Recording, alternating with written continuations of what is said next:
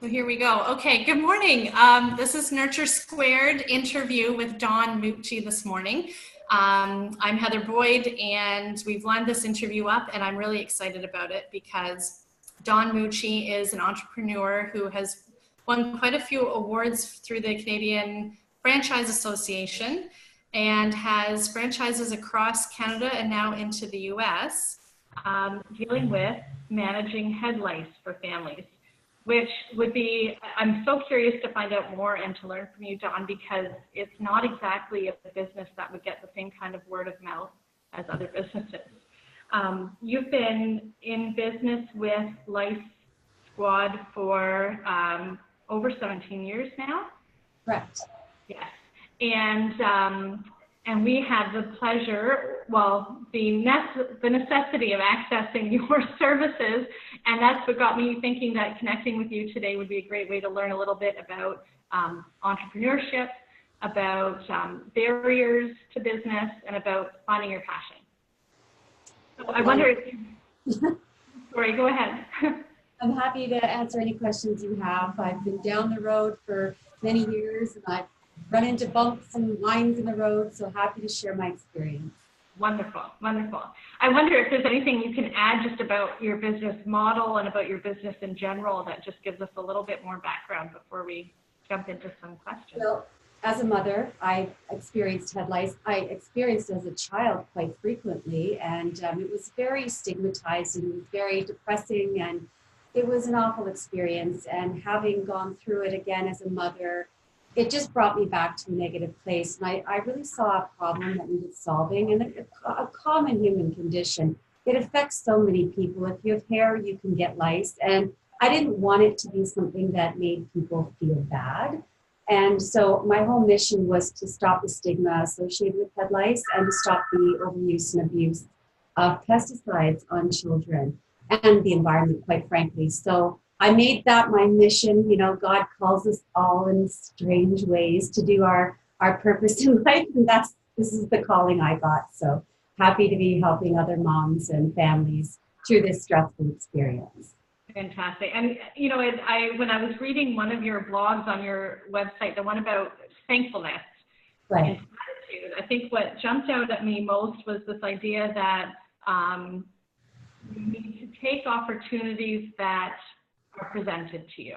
And I think that spoke to me in terms of your business, because it wouldn't be something you would have ever planned on doing or expected to do. And yet the opportunity presented itself. I wonder if you can talk to us a little bit about that idea of taking advantage of opportunities when they come along. Well, opportunities are everywhere. So you just have to be aware that they are there, and they come in the strangest ways, through a song, through a meditation, through a conversation with a person. I'm very hyper aware of the ideas and opportunities that are percolating in the universe, just waiting to be grabbed. And I always say to people, be aware and look for the signs, because really the signs are all there, and you are meant for something on this planet. Be a head lice or be a rocket scientist, you know, there is something that is meant for you. And when it comes, you'll know it. It might just seem the most bizarre little quirky incident, but it's something that finds you. And it's like love, right? The more you look for it, the harder it is to find. So I've just been very keen and intuitive on seeing opportunity. Lice Squad's not my only business. It's the one that I started first, but I started other businesses prior to that, and I run 2 other businesses now. I also have a company called New Dawn Distributing. I realized franchising is a difficult model in the US because it's very litigious there. Here in Canada, I've got my plate full with franchising, so I started New Dawn Distributing as sort of a reverse process to help people in the US start lice businesses, and then I could supply them the products they needed to operate. So it's not a franchise in the US. I just wanted to correct you with that because you did mention I was. I'm basically selling a membership to my platform where I can train people to start these businesses, and they do that on their own. And then I just basically provide them with the products they need to operate. And that's working well. And that was just another opportunity that came to me because I realized there was a lot of lice businesses already existing in the US. And there was quite a few people that were reaching out to us wanting to buy franchises. And I wasn't really willing or ready to go down that franchise road yet. So that was another opportunity that came to me. And then I'm starting a new initiative in the new year. It's being announced on New Year's Eve during our downtown countdown here in Barrie. The opportunity or the company that I'm starting is called Women of Charity, Inc. And part of that is we're platforming a contest called hashtag Canada's Top Mayor Award. Canada's Top Mayor Award is going to have the mayors of our big cities across Canada competing on a platform through online, YouTube, and social media in 3 categories to win this coveted prize. We're collecting a whole bunch of sponsorship money from corporate sponsors. And at the end, the winning mayor gets to give all of that money to his local charity of choice or community project to help improve his or her community. And the other good thing is we have a whole public voting opening up in the new year. And at the very end, the top 3 get judged by some top secret celebrity judges. I can't announce them just yet, but they're very Canadiana kind of people. And we're really looking forward to bringing positivity back into politics. We are so sick and tired of the negativity. And that was, to me, the aha moment. Let's make this a celebration and let's honor and acknowledge the hard work these men and women do to build our great Canadian cities. And so that's what's going on. It's going to be great. I'm so excited. Well, and I think it highlights 2 things for me. One is, and one of the reasons that I was interested in getting Nurture Squared started is just the power of women to connect with others and the power of women in particular not to pass judgment over anyone, but the power for us, especially in this day and age, to be rising up and saying what we value and saying what's important in terms of helping people through our business when it's a venture to create income and when it's a charity as well. But the second piece too was that I didn't mention that you're quite local. You're in Barrie, Ontario, and we accessed you through Niagara Falls through your franchise. Okay. But yeah, you're quite local, which is always nice to find that the people that we're seeking out mentorship from are actually not very far away. Yes. Yeah, it's my mission to really empower people and give people opportunities, be that through starting a business, Lice Squad, or through getting started as a lice provider in the States. But honestly, I really feel we should be lifting each other up more, being more positive, being more inclusive and supportive. And that's what was lacking in what I saw with this whole, the politics. It's been so negative and it's been so divisive and scrutinizing. I mean, God bless the people who step up to do those jobs. They're tireless jobs. They don't pay the best. And these people are building and running our cities. So I just wanted to turn it around and say thank you. And you deserve an award. And, you know, your charities, the charities that you support and that you are always working hard toward helping deserve some money. And we need to go get that. So I'm really excited to see how it comes together and how much we can raise and who the winning mayor is going to be. I'm so excited to see the battle, right? Yeah, that's a good kind of battle. Yeah, it's going to be competition. Yeah. Yeah.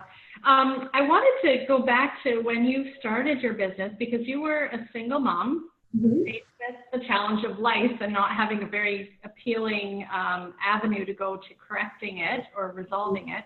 You wouldn't have had a lot of resources, and it was the type of business that doesn't exactly spread well, no pun intended, in terms of word of mouth. In fact, the only reason I found out about your business was because I disclosed, despite my embarrassment, that we were really struggling with solving this.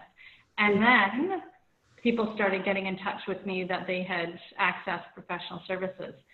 So I wonder if you could talk about some of the barriers early on, and both in terms of logistics, and in terms of, you know, personal mindset or fears about starting something big when you don't have a lot of resources.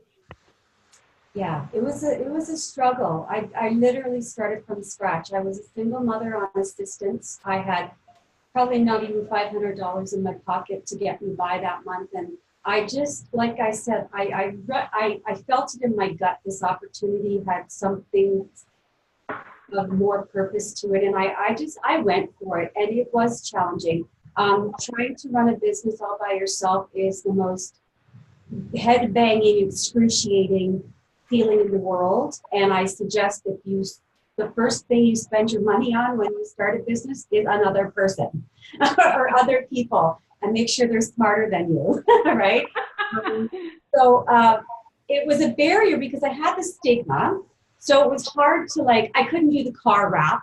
I didn't even have a car. Anyways, I was on the bus with my suitcase at the beginning. But things like that, being able to get insurance, people thought I was crazy what I was doing. It had never been done. I started the industry, so nobody knew how to underwrite me for insurance. Every time I told someone what I was trying to do, I'd get kind of laughed at or kind of like, what? And so it was challenging to get acceptance of the idea, and then also to scale it as a one-woman show when I really didn't have any resources. But I just kept working hard, and that's the one thing you always have to remember. Just keep going forward. Never, never, ever stop or give up. Even if it looks dire, if you're 3 years in and you're still struggling, struggle one more year. Just keep going, because if you do that and you persist towards something long and hard enough, you will attain it. And you become an expert in that process. I mean, I had no idea what franchising was. I made every classic mistake from the very get-go. For the first 7 years of my business, I just call it a complete education. It was a university degree in real practicality, real world education. And it was tiring and it was disheartening and stressful, but I never stopped. And I always believe that if you go long enough, you will get it. And now I'm an expert in franchising. I'm an expert in small business.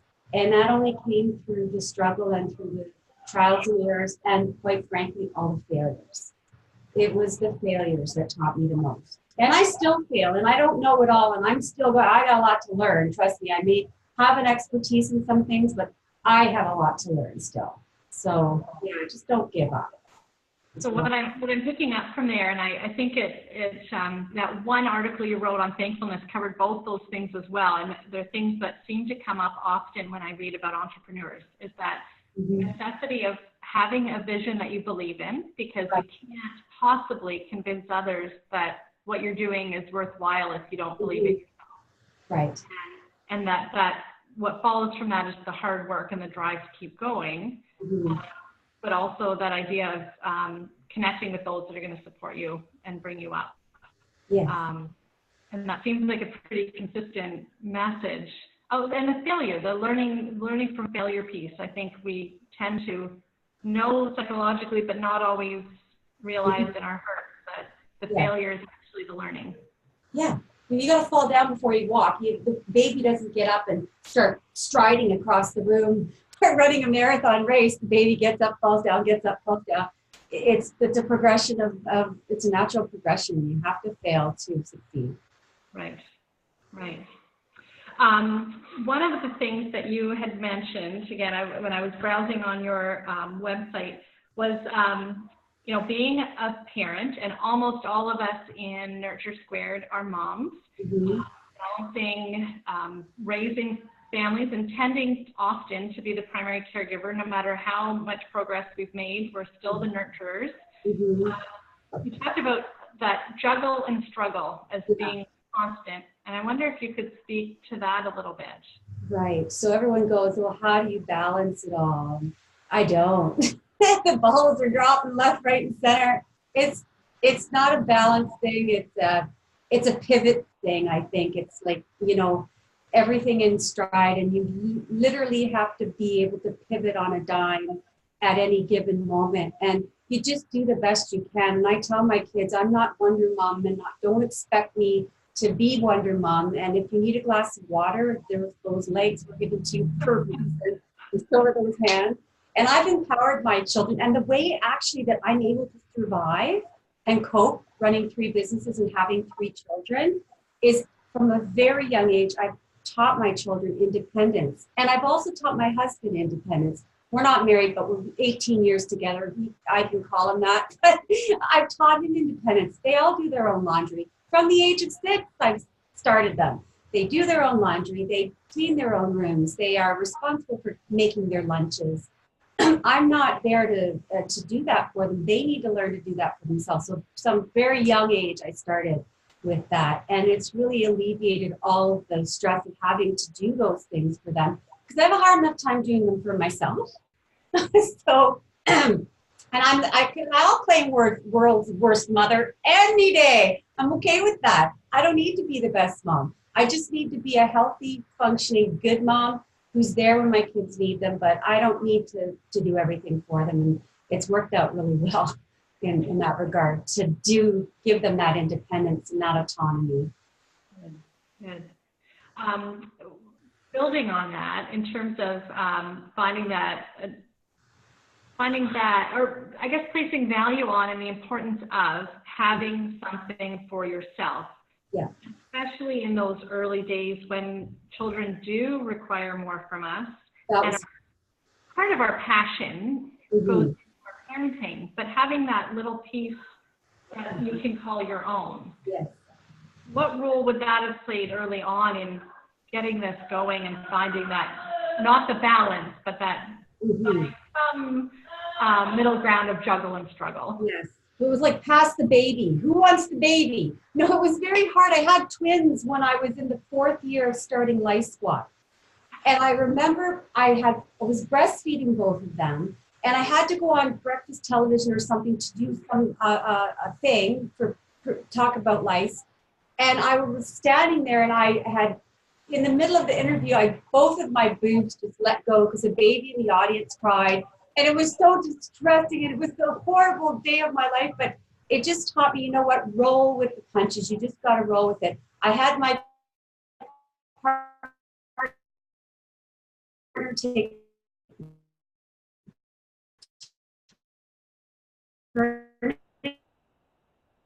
leave. You just like to have children, and if you are also business, you need the people to support you and to be, you won't be able to do it all, and you can't do it all. And I've kept from the very beginning, I need 2 hours of myself time every day, and I'm taken them first priority. Wonder then, everybody's safe and in a good place, but I literally need to have 2 hours of my own time early in the morning so that I can be good for my kids and my partner. And I do it still to this day. Right. Well, and it's that idea of filling your own cup so that you can fill theirs. Yeah. There's nothing left. That's right. Yeah. I wanted to just make sure those of us that are with us live, if you had any questions for today, I'm talking too much. No, this is fantastic. And as we're talking, I think of another question, and then I'm looking down to find out my notes, because there was something else I wanted to talk to you about that you had brought up. Oh, the working with people. In terms of, I had read your comment about how to work effectively with others. And the one thing that stood out was let people do what they're good at. Yeah. And I wonder if you could speak to that for a couple of minutes that we have left. Right. Well, I mean, you are good at certain things, and those are the things you should focus on. Is there something good? Are we good? Somebody just commented, Susie said, I appreciate your honesty so much. Oh, well, thank you very much. Yeah, there's things you're good at, and that's literally what you need to focus on.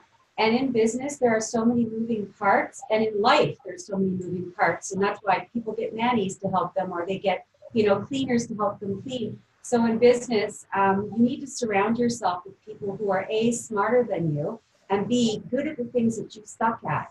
And constantly, I suck at a lot, so I have a big team, because I have a lot of needs, but I don't know how to meet those needs with my own skill set. So it's really important that you let people be in those positions and don't tell them how to do their job, because they are there to tell you how to do that. And most people want that. And and thrive on that. I know people have taken pay cuts to be in a position where they feel appreciated and that they have purpose and that they're really making a contribution.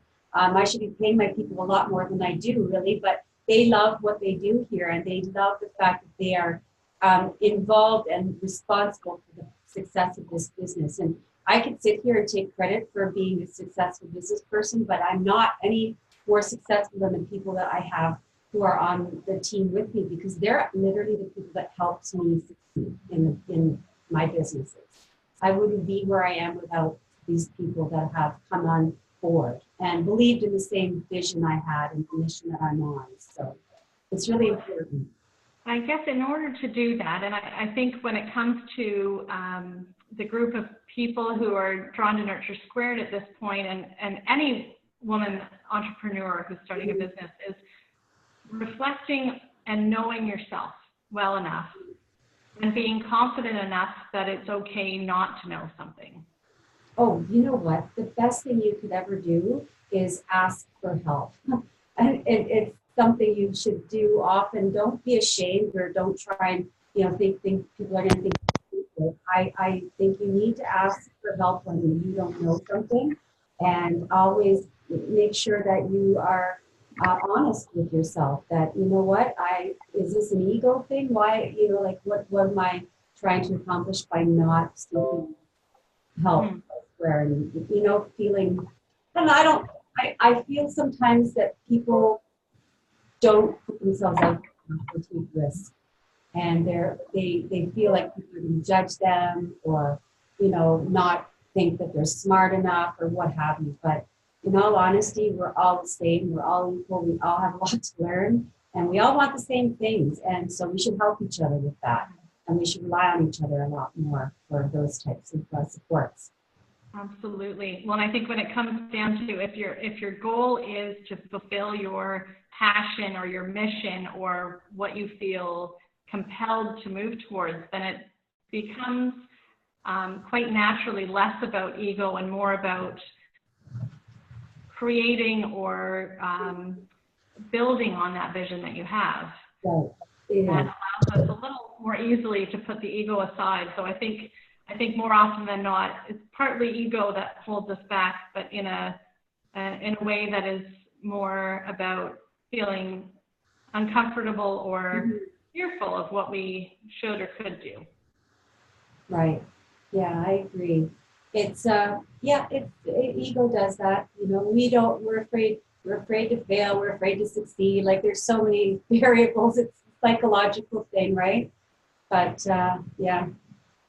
I'm just going to read Susie's comment. I think it's worthwhile you hearing it, Dawn. She really appreciated hearing that you aren't balancing, that some of the balls are dropping all over the place. She feels that way all the time, but she's never heard anyone admit it. Right. So thank you for admitting that and being open, because I think for so many of us, it's knowing that others are feeling and going through the same things that we are, that allow us to relax and to know that we're not utterly failing. We may have many failures that teach us along the way, but it is quite natural to have these balls dropping. Oh, for sure. And self-doubt creeps in all the time with me. Like, I'm always going through these valleys of like sheer fear and self-doubt. Like, I go, wow, I can't do this. Like, I put myself in this position, and then I get all like freaked out and worried, and it comes and goes, but that's natural, and that's just the way we are as people. We're always looking, and it's self-preservation, really. It's a self-preservation thing. And so you will experience these deep dark times of self-doubt and insecurity, but you will come out of it. It's a natural thing when you're being a parent, running a business, living life. Well, I think that might be a good time to draw to a close, but I want to thank you, Dawn, I know with 3 businesses, you don't have a lot of time to spare. We're not breakfast television. We're a small little outfit, but I so appreciate you taking time today, because it's just been gem after gem after gem to get to hear from you. Oh, thank you. Well, it's my pleasure. And anything I can do to support other women in business, because you could be breakfast television one day. Something, girl. And that's what I always say to people. Never be afraid to start something, because you never know where your ideas will take you, and you never know until you start. And so congratulations to you for starting this and for helping build an ecosystem to help other women and support other women in business. And don't do it alone. Go get yourself some help as soon as possible. Yeah, but thanks for having me. I really enjoyed your interview. It was a pleasure, Dawn. Thank you. You're welcome.